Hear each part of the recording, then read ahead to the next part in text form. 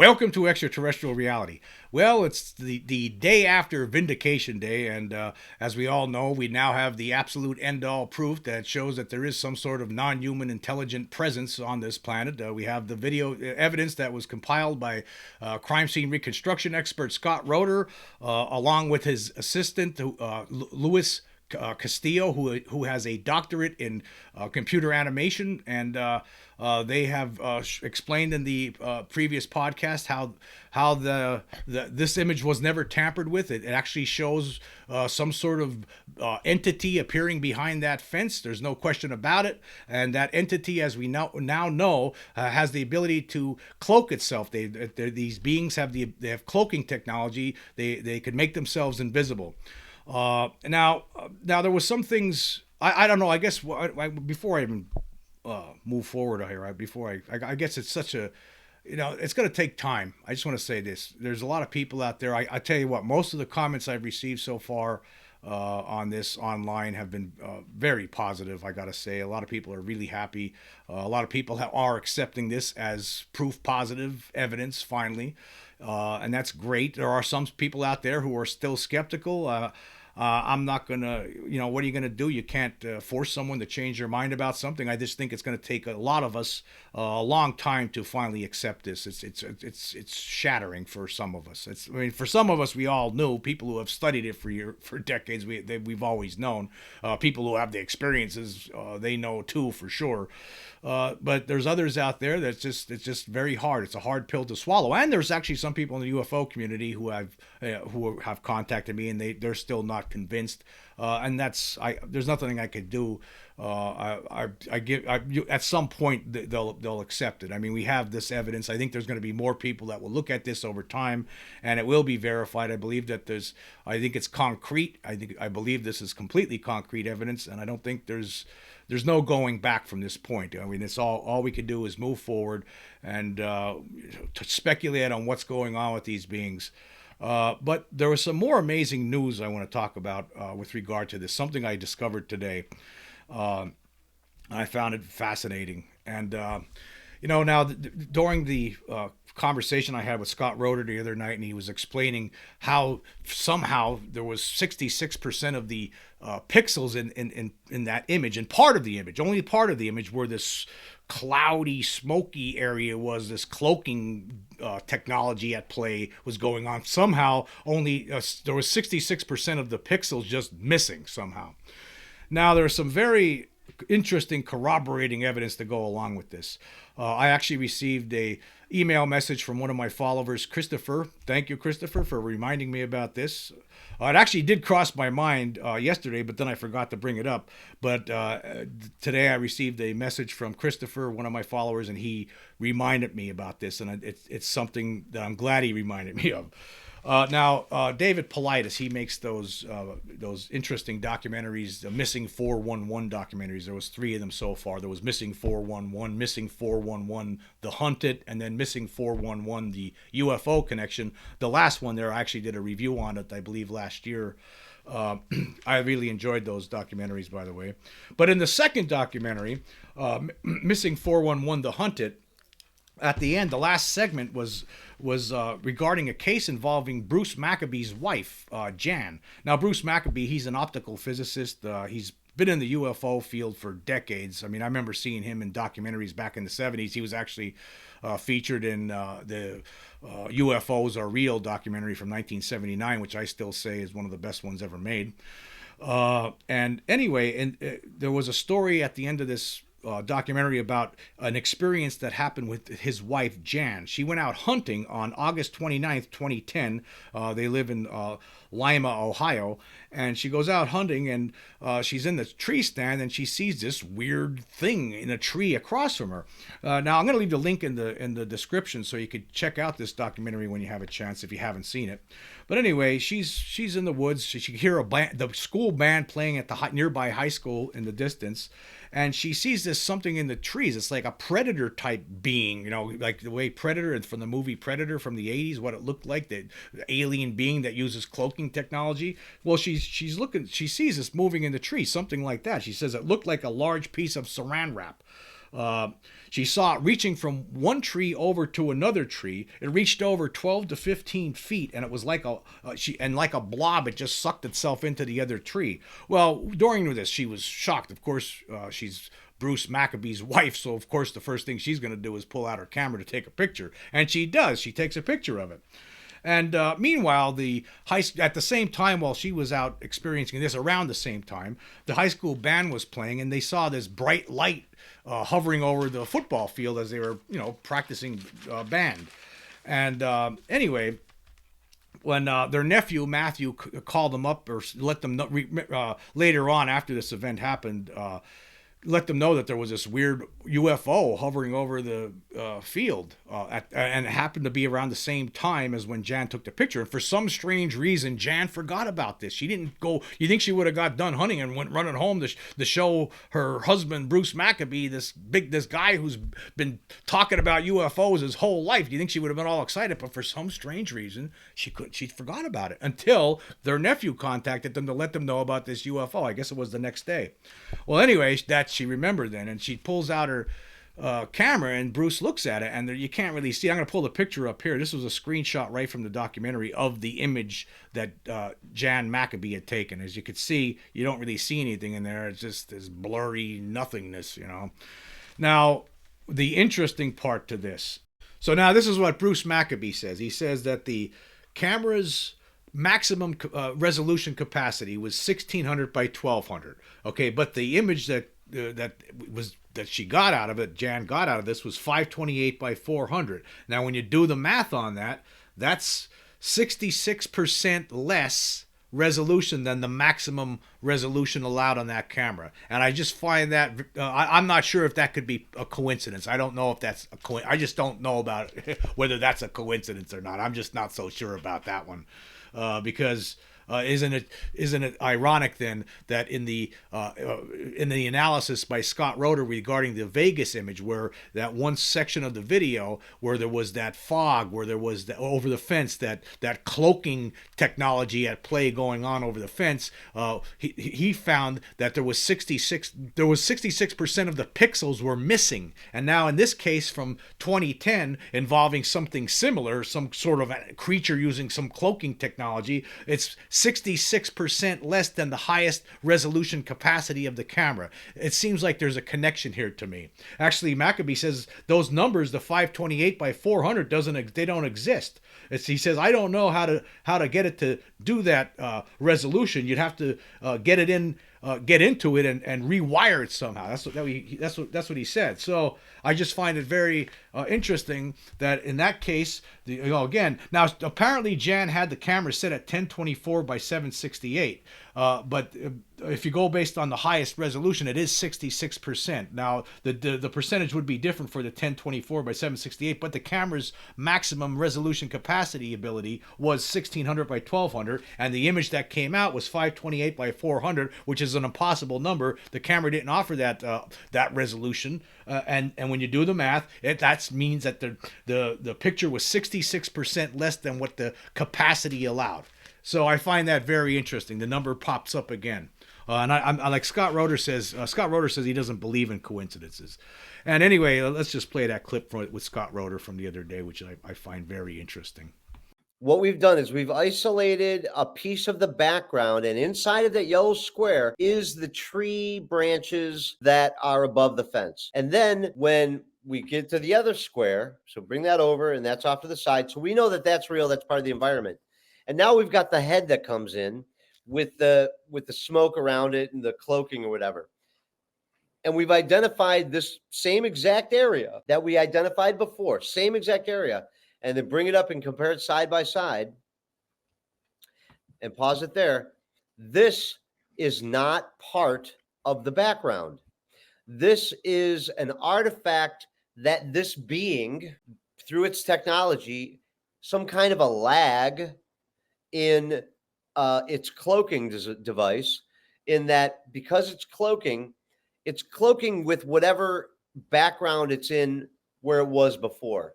And because this film that we're looking at here is only 0.8 of a second, there must have been some lag time between that cloaking technology transferring while it moves. So this, in this square here, does not belong to the background. This belongs directly to the shadow being that is projecting it from a different location. That's my hypothesis. But clearly, it's an anomaly that doesn't belong there, and there is no earthly explanation for that to happen.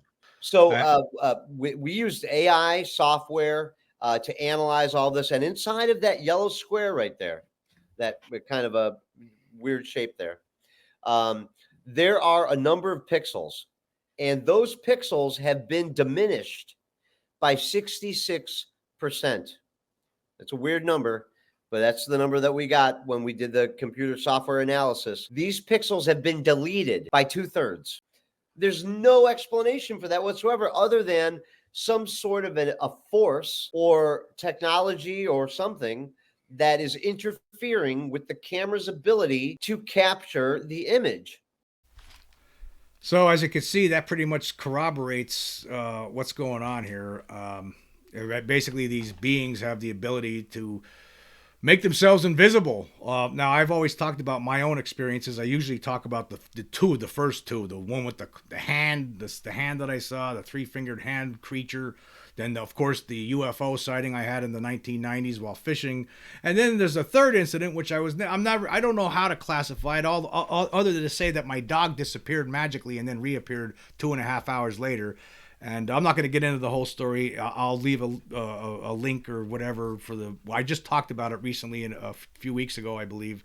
I gave that all three of the stories. I talked about them. I don't want to be bringing them up and boring people to death with them, the regular listeners.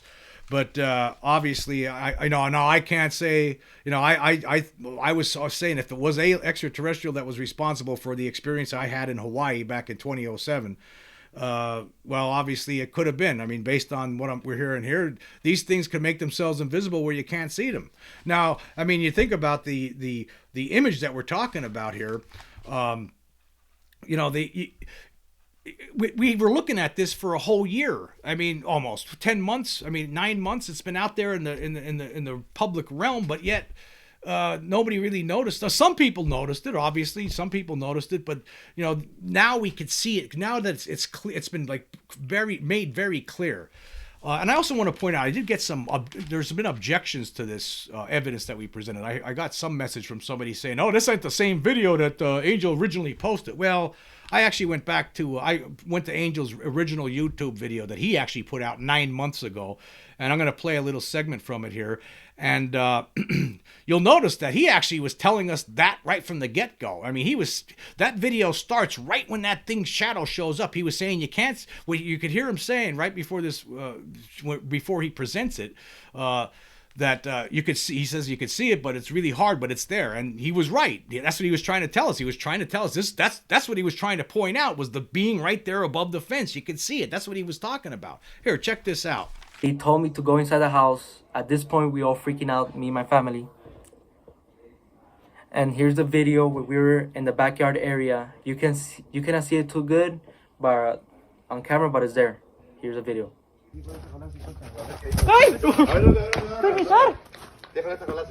He told me to go inside the house. At this point, we all freaking out, me and my family.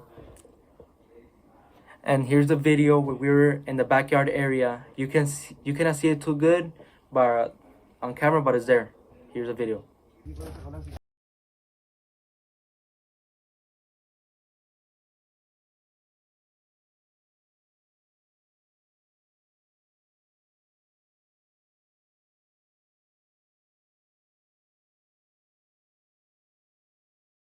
So anyway, hopefully that clears up the objection that I received from somebody. That is the original video. Obviously it is, because that's the one that Angel actually uploaded to his channel, and you could see the shadow creature clearly in that image, in that video that he had posted. But this is something, again, that has been happening. I mean, this kind of stuff has been reported for decades. I mean, here was a case. I'm going to play a little segment from a documentary here. This was an incident that happened back in the 90s to Fred Lewis in Paynton, England. Check this out. I took my dog and brought her up here for an evening stroll. And we got here to the fence, and the dog turned round and virtually pointed like a pointer at something in the field. And I couldn't see anything, but from the dog's attitude, it was obviously that she was very confused. And as I looked where she was looking, an object materialized over a space of, I say, about 3 seconds. And it was most extraordinary. It started off like a hologram and turned into what to me was a very solid object. About 40 feet away, the object materialized over a period of about 3 seconds. It turned out to be a rectangular block about 10 feet long, about 4 feet wide and 3 feet deep. When it first materialized, I don't know whether it was hovering above the ground or settled on the ground, but at the back there were two holes, two large holes, and these were giving out a slow pulsing orangey yellow light. The light quickened up and the object actually rose to a height of about 2 feet above the ground, and as I watched it, the tempo of the pulsating continued, and it seemed as though something was going to happen. So as you can see, this is nothing new. These beings, that's one of the reasons why it's been so hard to prove these things. It's been so difficult for us to really prove these things over the years. It's just so hard. And obviously you see that they make it tough they have made it very tough for us. But somehow they can make themselves invisible to we can't see them, basically. That's basically what it is. And here's another clip from Angel's video from last year when he was talking about how when the craft first came down, what it was like. And I know some people are not gonna believe this, but each person is different. So this is what happened to me.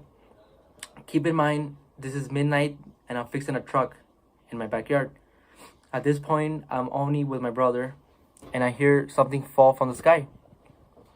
I turn around, the only thing I see is a big light falling from the sky, and moments after, I feel a big impact and a bang, sort of like a big impact fall.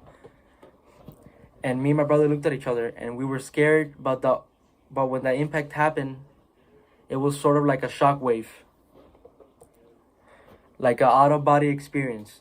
So to say, when I tried to look at the object, it was all blurry, not my vision, but only the backyard area. And I hear thousands of footsteps around me, and maybe a couple seconds later, the blurriness was gone. Yeah, and see, as we all know now, he said he heard it coming down, and obviously, some of that video that that Scott Roeder had shared with us, you could hear a sound of when this craft was making as it was coming down down to Earth. I'll play it again for those who might have missed it.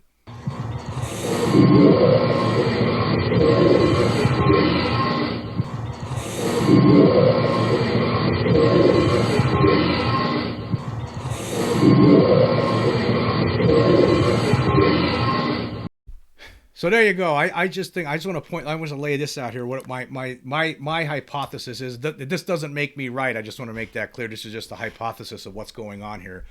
What I think happened. Obviously, that craft had some kind of issue. Who knows what happened to it? Was it shot at by by the military, our military, that caused it to do that caused it to come down? Or did it have just some emergency, some other technical issue went wrong that caused it to come down? Who knows? We really don't know, but it did come down, and it looked like it needed to make an emergency landing. It landed in the backyard.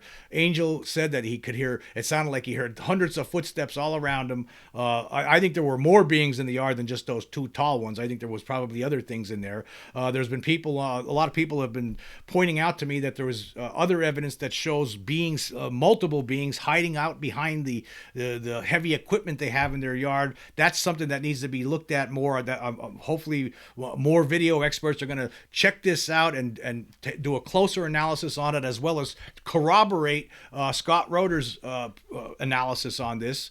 There needs to be more research on this. Scientists, I mean, this is your big big opportunity. The scientific community, this is it for you fellas. Here you go. I mean, you have proof positive evidence now. You should be running out of the starting gate here and getting and jumping on this. But anyway, here's my hypothesis. I think that thing needed to make an emergency landing. It came down to the yard, and I think that these beings were working hard to try to get this craft that they had that looked blurry because it was using cloaking technology as well, obviously, and they were trying to get that thing fixed while these big aliens are trying to stave off the human beings who were, walking back in the backyard with, holding guns in their hands. So they're trying to scare them away. And I think it's possible that by the time the cops got there, maybe all the aliens were back in the craft and gone. But there are some other interesting things here that are really strange. For instance, in that recent Sherman video that I was talking about last week, they actually painted there's a shower they have in the back of their house, and there was a window there, and they actually Angel painted over it because he said that he could have sworn that there was like a small being looking in the window at him and tapping on the window.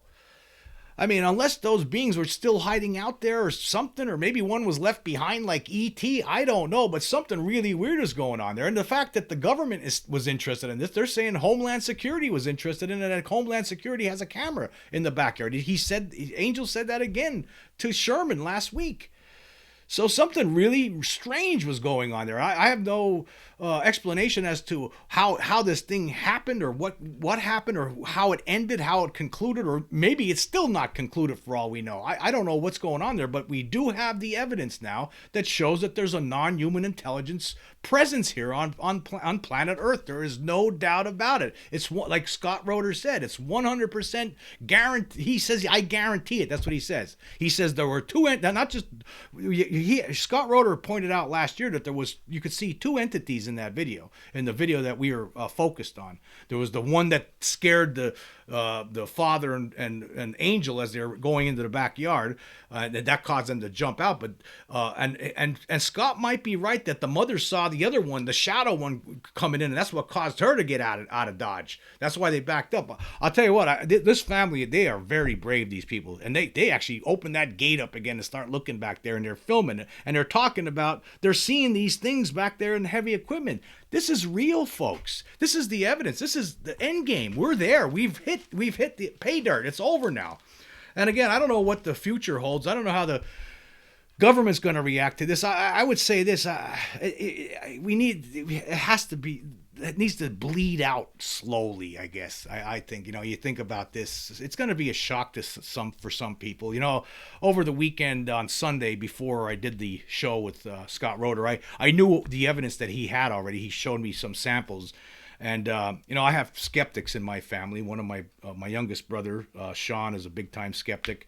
And I told him about what I was working on Friday, after I talked with Scott Roeder, and I told him about the video I had just done about this, and all of a sudden now he seems like he's, people are changing their tune on this now. It seems like people are starting to see it, and he actually was he showed it to some other family members. We were having Easter dinner over there over the weekend, and you could see that people were like, yeah, that's what it is. I mean, they're accepting it. I think people will accept it. It's just got to give them time. I don't have a big podcast channel. I don't got millions of subscribers or anything like that. So this information is gonna take time to bleed out to everyone, and it needs to be slow. I would say you don't want to shock some people into this. They'll find out over time. People will begin to accept it. I could actually sympathize with the government because it's hard to. How do you explain this to people? They probably don't even know exactly what the hell's going on with these things. I mean, this technology is so far beyond anything that we have. I mean, you could actually understand why in 47 they decided we got to keep this secret. This probably looked like sorcery to them back then. I mean, that's what it would have looked like, right? I mean, we could look at this now, like the evidence that was put forth by Scott Roeder, and we could see that we could say, oh yeah, there's cloaking technology at play here. That's what they're doing. Somehow they're able to do this. They figured this out. I mean, we're closing the gap technology-wise. That's how we're able to see this now. Otherwise, we wouldn't see it. We wouldn't be able to prove it, actually. But because we're closing the gap technologically wise, that's why it seems like we're able to finally see evidence, something that shows us 100% guaranteed that it's real. But yeah, obviously, it's a lot to think about. It's a lot to swallow for all of us. Really, it really is. And but you know, like I said the other day, I'm done with the skeptics and debunkers. I don't even want to talk about them anymore. To me, it's like arguing with a person who believes that the Earth is flat. That's what it seems like to me at this point. I think it's time that we just ignore them, because obviously you can always, anybody says anything now, you could always just point them to the evidence and say, look at what there was aliens that landed in this Vegas backyard. It's been scientifically proven. You know, I'm waiting for somebody to step forward and tell us it's swamp gas. That's what I'm waiting for.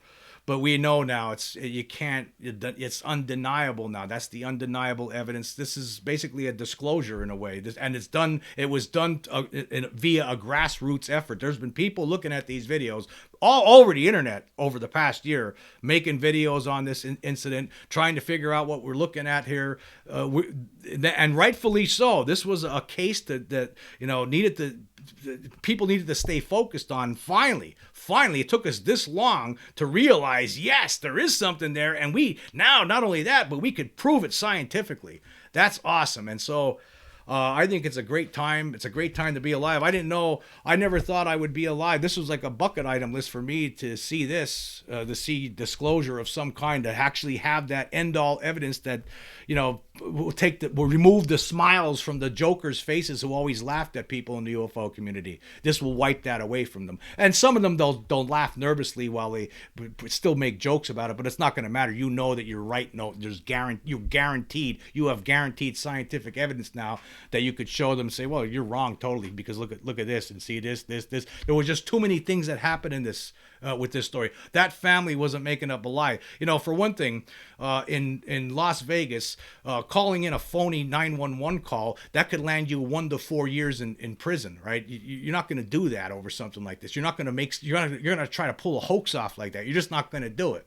That family is a very religious family. They seem to be very nice people, and they had an incredible experience, and they are completely, absolutely 100% vindicated at this point now, because it has been proven scientifically that there were, just like they said, 8 to 10 foot tall beings running around their backyard during the early morning hours of May 1st, 2023. No doubt about it.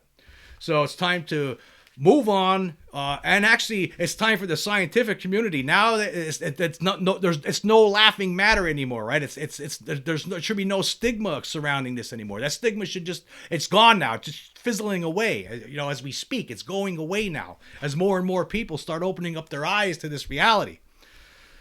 I don't know what the government's going to do. I think that they maybe just nice and quietly, slow. Maybe we don't need big front page stories on the New York Times, you know, saying aliens are here. You know, maybe we don't do it that way. Maybe you put it on page 2 in a little blurb. Yeah, it's proven now. You know, let's do it nice and slowly here and quietly, so the people who just never gave this a second thought aren't scared out of their gourds. There's really nothing to be scared about, really, when you think about it anyway. I mean, I knew about these things since the 1970s. I've been living my life like, you know, no, who cares, you know? It's just a fact of life. It's like the birds flying around in the sky. It's like the snails coming out of the grass. It's whatever, you know. It's just one other thing to think about while we're here in this amazing existence that we're all part of right now. So I don't think there's anything to worry about, but, you know, I would appreciate this from the government, because I know, like I talked about this a couple of weeks ago, the research has been done. People like Don Schmidt, Thomas Carey, Kevin Randall, Stanton Friedman, Don Berliner, among others, right? Roswell was real. There was too many witnesses. I laid it all out just recently. Why don't you just, you know, now that this is out there, just release it slowly. Just release it quietly, all the stuff you got on that. And maybe make a little statement to the public. Just say something like, yeah, here's the Roswell stuff. Yeah, we're looking into this extraterrestrial, non-human intelligence stuff behind the scenes. We had to lie about it because, you know, it's not something, you know, you want to scare the public with back in 47. But you're ready now. we're still looking into it. It's nothing to worry about. Say something to that effect, and then we just move on. But I'd love to see the Roswell records, before time runs out here on me. I don't know how much, there's a lot of different bucket item lists, bucket list items that I have, and that Roswell, the information would be another one. I'll tell you what's the most surprising thing to me. I thought that Bigfoot would have been proven first before we'd have the end all evidence for the extraterrestrial reality. Because I still think there's something to that. Maybe I'll start a new show, Bigfoot reality. I don't know, maybe. But anyway, there's still going to be a lot to talk about with this subject for sure. It's a new day, it's a new time. It's just fantastic. It's a fantastic moment. I feel so great to be part of this effort, this grassroots effort that finally got the end all scientific proof out there. Again, like I said, there's going to be people that I get comments. They're going to say, yeah, I still don't believe it. I don't see anything. It's pareidolia. I get that kind of stuff. Go get your own experts then, and then have them tell me that. That's just your opinion, and we all know what they say about opinions, right? We have on my side here, on the UFO community side, we got experts telling us 100% guaranteed those entities were in that yard, guaranteed. Scott Roeder said, "I guarantee it." That's what he said. So there we are. It's time. It's a new day, folks. It's a new day, and it's fantastic. It's great to be around for this, and great to be a part of it. Anyway, hey, I just want to say thank you all for joining me. Until next time.